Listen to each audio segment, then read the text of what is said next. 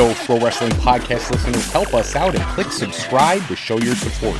And while you're at it, if you are sick and tired of spending $60 to $100 for the latest and greatest wrestling video games, stop immediately and go to Wrestler Unstoppable, available exclusively through Facebook. Create your wrestler, sign contracts, get involved in storylines, headline pay-per-views, even build your own corporation, all included in Wrestler Unstoppable, available now to all Facebook users, totally free. If you want to become a member of the Fro Wrestling Podcast family and you want your name in the shoutouts, check out our Patreon page at patreon.com/Fro Wrestling Podcast and sign up today. Don't forget, all $25 a month contributors get to co-host a live episode of Going Live with Mr. Fro. Hello, everybody, and welcome to this interview episode of the Fro Wrestling Podcast. We have a very special guest here today, and we think our audience is going to absolutely love who we have lined up for you. When you look at the talent over the years, there have been plenty of stars who took the traditional road to the top. There was an emphasis on big bodies in the 70s and 80s. You had the technical specialists dominate the 90s. But in the 2000s, a shift from a cookie-cutter mentality of character development started to take place, and the emergence of more unique and creative presentations started to make their way onto WWE programming. One of the stars who exemplified this was able to connect with the fans in an organic way. Despite not having a run with the World Championship, their career was memorable as any other. They were fun to watch, they were engaging for all the fans, and from the kids to the oldest tenured diehard fan, they absolutely loved the character. I'm of course talking about Nick Dinsmore, who portrayed the character Eugene. Welcome to the Fro Podcast, Mr. Dinsmore. Hello, thank you for having me. I wanted to reach out to you for so long because I don't know if you remember, I sent a picture on Twitter. I had the privilege of meeting you years ago in Philadelphia, and I was just so thankful for how gracious you were, not just with me, but with all the fans that were there. And I'm just hoping, do the fans just let you know how special those moments mean to them? Yeah, they always do, and it's always good to be able to take time and meet the fans and take pictures and sign autographs and get back to the fans as much enjoyment for pro wrestling as they get to me. That's awesome. I've been told you got your start in USWA, which I wasn't actually aware of before looking into some background with Jerry Lawler. Was that your first experience in wrestling? Well, I started training at Ohio Valley Wrestling in Louisville, and then my first break outside of training and wrestling in OVW was in the Memphis territory. About the last 6 or 8 weeks that USWA was in existence, I wrestled on TV and wrestled around the territory. I know that when you were in OVW, because that was like a place where you had a huge impact. You got to be OVW champion, I think it was like 10 different occasions, the Southern Tag titles like 10 times. What was it like to be told you were going to be given a championship for the first time? It's exciting. And anytime you win a championship, or you're featured, or you're on a main event, or your picture's on the poster, it's always exciting. But OVW is where I began training, and Nightmare Danny Davis was one of my coaches, as well as the Hustler Rip Rogers. And when OVW contracted with WWE to become their developmental system, Jim Cornette came down, and he was the matchmaker, and he was very influential in my career also. I know you had when you did this Southern Tag Team Championship thing, you were teamed up, and if I remember right, was it Rene Dupree or one of the La Resistance guys you were partners with? Rob Conway, who was also from the Louisville, Kentucky area, was my longtime partner. I feel like he's one of those guys who was overlooked. I feel like he's so talented and really was meant for so much more. He's exceptionally talented, but he's like 2-time NWA World Heavyweight Champion, so I mean that's a great accomplishment there. Absolutely. Yeah, I know early on, I understand you had some experience during like the Monday Night Wars with WWE and WCW, sporadically used as like enhancement. Did you see any big differences between the locker rooms when you were in those two different areas? So I had my run with USWA, and then 1997, Terry Taylor was working for WCW, and he called me in to do WCW. I did Nitro, I did Thunder, I did Saturday Night. I probably did about 15 total TVs for WCW, and that's at the time when WCW was at their peak.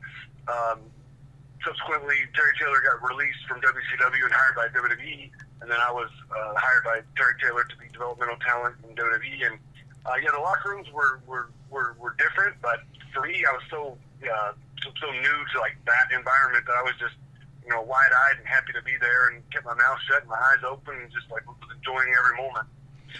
Do you have any like really special memories from OVW that stand out for you? Oh, there's so many. I mean, I was in main event matches in the Louisville Gardens in an event that drew more than WCW was in the Louisville Gardens like 4 weeks later, and we like doubled their attendance, and you know, to be featured on an OVW show, to be champion, and we were featured on a local television in Louisville in prime time, and it was really what some people call our little Camelot, because everything was right, everything made sense, and it was all, you know, good pro wrestling. I know eventually you got the call to come up to the main roster. Do they, I guess they have some kind of meeting or something where they present you with a character. How were you presented with this character they were going to have you portray? Well, I think it's different for everybody, but at the time, I had a meeting with Vince McMahon and Stephanie McMahon, and I had an idea for this character for a while, and I pitched it to them, and basically Vince just goes, "Great, I love it, we'll start on Monday." So it was a pretty cool moment. I actually thought it was really refreshing and kind of surprising that one of the big, high-profile feuds you got really early was with Triple H. What was it like to work with him, and what's your opinion of his work? Oh, he's phenomenal. He's a five-star. I mean, when they talked about him being a ring general, he's absolutely that. But at the time, you know, it was post-NWO, post-Steve Austin, and everybody wanted to be, you know, a cool bad guy, and I wanted to go out there and do something that was completely opposite. Hurricane was the only kids character at the time, and with the brand split, there was, you know, 2 separate television shows, so I knew that there was a kids character on one show that was lacking, and I wanted to be a sympathetic comedy character because that's something that they did not have.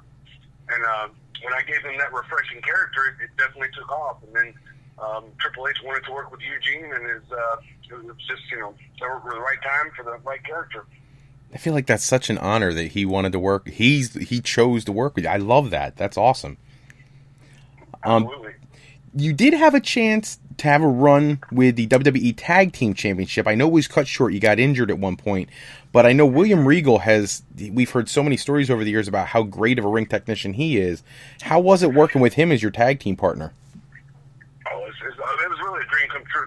I looked up to William Regal when he was in WCW, Steve Regal. I loved watching him wrestle, and then, you know, to be paired with him, you know, just help the Eugene character. It was a very odd couple type character where Regal was a straight man and Eugene was a crazy guy.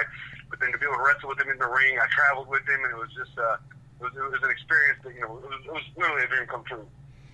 I know when you came back from your injury, you were actually in one of my absolute favorite WrestleMania moments of all time. I remember, you know, spoilers are always out on the internet, and I purposely around WrestleMania try to avoid some of them. And at WrestleMania 21, you were like instrumental in the return of Hulk Hogan when he comes out for the save when you get attacked by Muhammad Hassan. Did you get to work with Hogan at all during that period? You know, that was pretty much it. But I mean, to get into pro wrestling, you want to have a couple things. I feel like, you know, you want to have the action figure, which I got. You want to have the T-shirt, which I got. And you want to have your WrestleMania moment, which I got in Los Angeles with Hulk Hogan. And it was just like really just definitely one of the highlights of my career. I feel like Muhammad Hassan, they really missed the boat on it. I know there was reasons he left, but what an incredible athlete and great talent. It was sad to see him go so quickly. But I hopefully, do you have any reflection on working with him at all?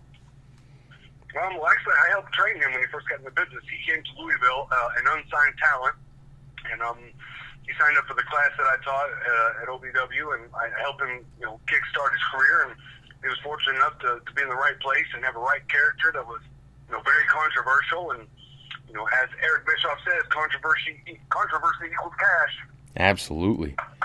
And then my other huge favorite match of yours, you had a huge win over Kurt Angle when you won his gold medals. And it was like at the apex of Kurt Angle's career. And I've heard so much about him. How was it to work with him? Kurt was definitely like an Olympic 5-star athlete. And he was another guy that wanted to work with Eugene. They knew that Kurt was going to go into a big angle with John Cena, and they wanted to get him some momentum going into that angle. And he wanted to work with Eugene to be able to build some heat, and it was, you know, an honor that he wanted to work with me. But I also worked with Kurt back before both of us were on TV. We had a dark match together in I can't remember, maybe St. Louis, I think, where we were. And he was, a phenomenal athlete and just, great to work with. And Kurt's one of the good guys in wrestling. Oh, that's awesome. I know when you were in WWE, they paired you up with so many different tag team partners, also in OVW and things like that. Who would you say you had the best experience with as a tag team? Well, probably Rob Conway's probably one of my, Nick Dinsmore's best partners, but William Regal's, of course, one of Eugene's best partners. But I love tagging with Hacksaw as well.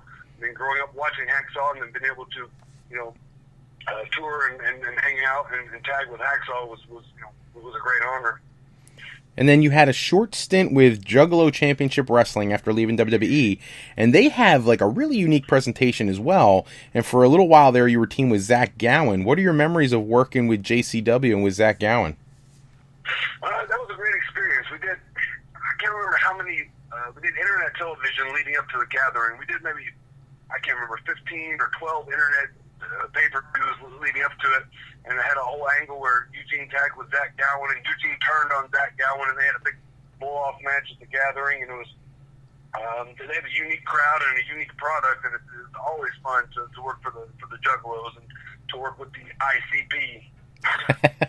And then you made some sporadic appearances for WWE over the years. You had an opportunity to be a trainer at NXT, which I always thought was like perfect fit for you, the old, because my understanding is OVW had really good old school training. Would you have preferred to remain with them as a trainer? It was a great experience. I was there as a coach for 3 years. A lot of the talent that's on TV currently, some of them started in my class, like Braun Strowman started in my class. Chad Gable was one that started in my class, and a lot of the other talent that Kevin Owens and Sami Zayn worked with me off and on, and it was a great experience. But what I really wanted to do was own and run my own company, which is what I do now in Sioux Falls, South Dakota. Oh, that's awesome. And I know you had a few interludes with Impact Wrestling or TNA at the time. I know you were involved in that Ring Ka King launch, which I was really hoping that was going to be successful because it felt different. Do you have any reflection on your time with that organization? Yeah, that was actually really cool. There was a TV company in India that wanted to have their own wrestling company. And so they contracted with TNA, and from what I understand, I'm not sure how interested TNA was, but Jeff Jarrett was very interested. So Jeff got Savio Vega and myself to go over, and we were in India for 2 months training. I think there was 28 Indian wrestlers that had no wrestling experience, and they didn't speak English. And we trained these guys for 2 months, and then we did 28 episodes of TV that had the production quality of WWE or TNA. And the very first television show that aired, from what I've gathered, was the most watched professional wrestling show in history. And I was the very first match. So I feel like that's an honor to have like the hugest ratings of all time. Then I wrestled. At the time, he was Mabahali Veera, but I think now he's with WWE as a developmental, but he was in TNA for a bit. He was Mabahali Shira, I think, on TNA, but he was a phenomenal talent from the minute I met him. And it was a great experience to go over there in another country. I literally lived there for 3 months in Mumbai and trained the guys and put on a product, and it was definitely an eye-opening experience. He's a great example of like the deep roster WWE has right now, because he was great on Impact Wrestling, and I know he's going to bring something great to WWE. And then you moved on, you started your promotion, the Midwest All Pro Wrestling. What's been the best part of that experience? Well, I don't know. There's been so many great experiences. We're coming up on our 3-year anniversary, and we've had huge shows. We've had a lot of WWE talent featured on our shows. We brought in Tatanka. We brought in X-Pac. We had Eric Bischoff. Uncle Eric came in for a big event. My wife is the ring announcer. She's in Miss South Dakota 2016, and she had her very first match last month. And it was a record-breaking crowd, and everybody in Sioux Falls is really taken to Midwest All Pro Wrestling. There's no independent wrestling in South Dakota. And the closest independent wrestling is like 3 hours away in Omaha. So it was like an audience that was starving for their own professional wrestling company, and we brought it here, and the crowd has just really, really accepted us and really responded. And, my wife and I run wrestling monthly all around the territory. That's awesome. Are there any stars on your current roster we should keep our eyes out for in the future? I've had 3 guys have tryouts so far, and the one that seems to have the most traction is an African wrestler. His name's the African Prince Ali. He's from Kenya, Africa. He's 21 years old. He started with me 2 years ago, and he's transformed his body, and he's working towards his goal, and I have a whole host of characters. It's a really good group that I've got, and guys are focused and, good-natured and working hard. That's awesome. So, of course, since it's a wrestling podcast, I got to ask you our fast 5 questions. I do this with all the interviews, if that's okay. It's like one of those first thing that comes to mind kind of things. Who's your favorite opponent you've ever faced? Doug Basham is probably one of the best opponents that I've had, but then, I've wrestled Triple H in the main event at SummerSlam. I wrestled Kurt Angle in the main event at SummerSlam. I've been in the ring with The Rock. I've been in the ring with Hulk Hogan. I even pinned Vince McMahon, so it's hard to narrow it down to just one person. That's awesome. How about, where's your favorite venue to perform?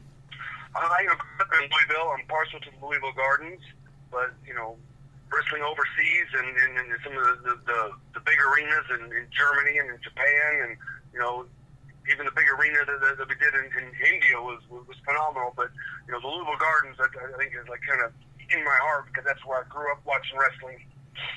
So with all the wrestlers that are out there right now, who right now is your dream opponent? Out there now, I don't know. I guess whoever's going to be in the main event of WrestleMania, because that's the spot I want to be in. So if you could bring one wrestler back from the past for a match, who would you want to face? Oh, without a doubt, it'd be Macho Man. And it's weird because this past Sunday, just a couple days ago, I was in a tag match with Lanny Poffo. Oh, jeez. I've heard he's such a class act, like a wonderful guy, really down to earth. He's phenomenal. He's phenomenal. That's awesome. And, of course, the last one is, who is the best promoter you ever worked with? Well, without a doubt, it'd be Vince McMahon. He's beyond taking pro wrestling into sports entertainment around the world into a media conglomerate that's made, huge amounts of money, without a doubt. That's awesome. Well, I really want to thank you for taking some time with us today. I really hope the audience can appreciate everything you've done and are still doing to help the business. And thank you so much for your time. Perhaps we'll see you work with WWE again sporadically in the future. Hopefully, perhaps. Is that something you're hoping to do? Never say never. And hopefully some of those recruits get in there, because that would be awesome. Absolutely. Thank you for your time. Thank you so much.